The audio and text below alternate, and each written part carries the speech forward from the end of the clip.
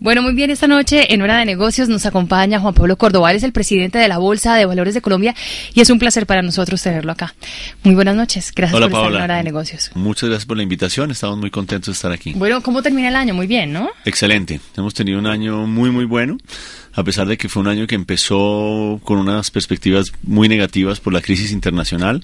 El primer trimestre fue duro, fue difícil, hubo mucha incertidumbre en los mercados, pero desde el mes de marzo a abril comenzó a recuperarse el mercado y la verdad que terminó con un año extraordinario para el sector financiero colombiano y el mercado de valores. Bueno, extraordinario es que termina el índice general de la bolsa con una valorización de ¿cuánto? Estamos a este momento 54% arriba, dependiendo de lo que pase de aquí al final del año, pero de todas maneras pues ya sabemos que es un año realmente extraordinario con más de 50% de apreciación del índice. Ahora, aún así, hubo bolsas en otros lados que tuvieron una subida mucho mayor, ¿no? Así es. El año pasado también tuvieron caídas muy grandes, o sea, Colombia estuvo dentro de las bolsas de la región con una menor caída relativa y en términos globales también Colombia fue de las bolsas que menos cayó, a raíz de la crisis que se desató en septiembre, pues con la quiebra de Lehman Brothers que todos ya conocemos. Todas las bolsas en lo que fue septiembre, octubre y noviembre cayeron muy fuertemente. La bolsa de Brasil, por ejemplo, cayó cerca de 45%, la bolsa de Lima cayó 67%, las bolsas de Asia todas del orden de 55, 60, 65%, o sea que cayeron realmente mucho. Colombia, que obviamente también cayó del orden de 29%, fue la segunda de menor caída en la región después de Chile, y pues lo que se ve este año también es que la recuperación pues es menor por lo que habíamos caído menos. Pero si uno mira, por ejemplo, los 2 años combinados, Colombia 2008-2009, Colombia es de las bolsas de mayor valorización en el mundo. ¿En el mundo? Sí, señora. ¿La primera, la segunda, la tercera? Pues no tengo el dato, pero por ejemplo más que Brasil, digamos. Si tú coges el periodo acumulado, que Brasil ha sido como la bolsa de referencia en la región, mercados emergentes en los últimos años, aún este año, que Brasil ha tenido una valorización superior a la colombiana, si tú coges los 2 años, Colombia está mejor. Es que me sorprendió hace poco ver que, por ejemplo, el Merval, que es el índice de la Bolsa de Buenos Aires, ha subido como 90%. Sí, ahí también hay que mirarlo por liquidez, ¿no? Desafortunadamente, países como pesomercados como el argentino han perdido mucho peso relativo a nivel global. Inclusive, pues Argentina era la 4ª bolsa en América Latina históricamente y ha perdido desde la crisis del 2001 ha perdido mucha relevancia. Hoy Colombia es la cuarta bolsa y diría que inclusive Lima está por encima de la bolsa de Argentina. Entonces, pues esos índices sí han tenido altas valorizaciones, pero los negocios relativos han disminuido bastante. Sao Paulo, México... Chile, Colombia, por supuesto. Bueno, más del 50%. Aún así hubo compañías que tuvieron valorizaciones del 140%, del 145%. Al momento, ¿no? Hasta el momento, porque falta que todavía se termine el año. Así es, el índice pues no es más que un resumen, digamos, un promedio de lo que ha pasado en las principales acciones que hay en una bolsa. En este caso, pues el IGBC o el Colcap, que es el índice de referencia nuestro, recoge el comportamiento de 20 acciones, pero como tú bien mencionas, hay acciones específicas donde si el inversionista entró a tiempo en esa inversión puede haber tenido retornos de más del 150%.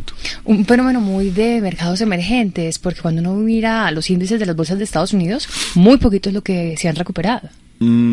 Si tú lo miras desde enero, de pronto sí, pero si tú miras desde marzo, porque fíjate que la incertidumbre en los mercados globales era tal que en Estados Unidos y Europa los índices desde enero hasta marzo siguieron cayendo. O sea, Estados Unidos había caído 20% todavía por encima del 40% que había caído el año pasado. Entonces la recuperación de Estados Unidos es extraordinaria desde marzo. Si tú coges el piso de marzo a hoy, han tenido valorizaciones también del 40-45%. ¿Y qué nos espera el año entrante?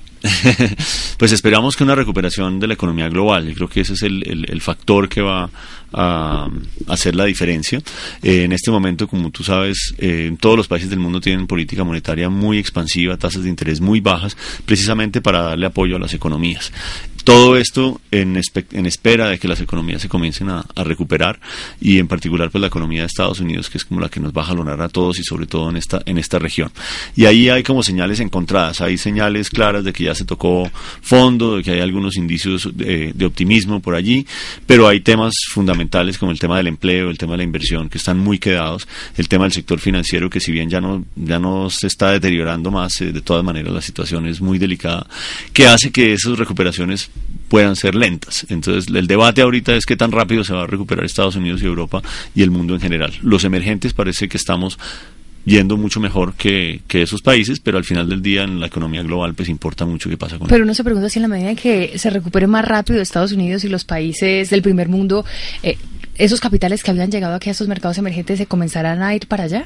Una parte, pero yo creo que de esta crisis sí quedó muy clara la conclusión de que los grandes portafolios a nivel global tienen que diversificar todavía más a nivel global y en particular en los mercados emergentes. El consenso está en que las fuentes de crecimiento en los próximos 20 años van a venir de los mercados emergentes y no de los países desarrollados, o en términos relativos. Mucho más va a contribuir los mercados emergentes, con lo cual cualquier inversionista de portafolio de esos países va a tener que tener una exposición importante a estos mercados. Incluido China e India, que cuentan como emergentes. Clarísimo.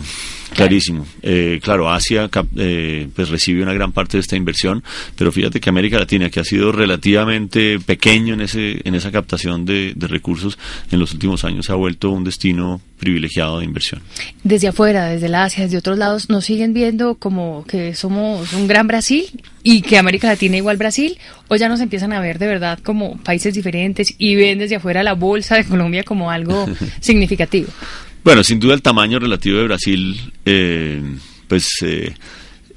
si se quiere, le pone una sombra, digamos, al resto de países, pero evidentemente los inversionistas, en la medida que se van acercando más a la región, van encontrando esa diferenciación. Brasil ha sido estupendo para todos nosotros en América Latina porque puso, digamos, el centro de atención en América Latina, y ya muchos inversionistas dicen, bueno, ya estoy en Brasil, ¿qué más hay? Y entonces empiezan a mirar diferentes opciones. Así que realmente, sí, Brasil es muy grande, pero ha sido muy favorable para la región porque ha puesto la atención en la región y ya comienza a ver, digamos, después de Brasil, Colombia, Perú y Chile son, lugares que están muy en el foco de los inversionistas. La correlación entre las bolsas es muy alta, entre, por ejemplo, la nuestra y la brasileña. Y la moneda también. Y la moneda. Tanto el real como las bolsas se comportan bastante parecido. ¿Y eso explicaría que el peso haya estado tan fuerte en estos meses, en este año?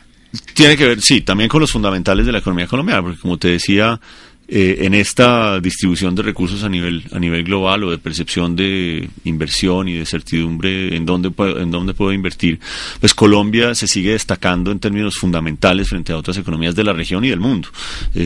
Colombia ha sido un país que ha sido muy proactivo en atraer inversión, en tener un régimen tributario, de inversión extranjera muy favorable en términos generales, y eso atrae muchísimo. Entonces, obviamente, en ese contexto, pues nos movemos dentro de las economías que están siendo favorecidas en este momento. Bueno, precisamente a Brasil le empezó a llegar tanta plata, tantos dólares, que tuvo que poner controles de capitales a las inversiones que llegaran directamente al mercado de valores. Y aquí en Colombia hay todo un debate al respecto. ¿Usted qué cree? ¿Que eso es bueno? ¿Que no es bueno? Yo he sostenido siempre que eso es malo.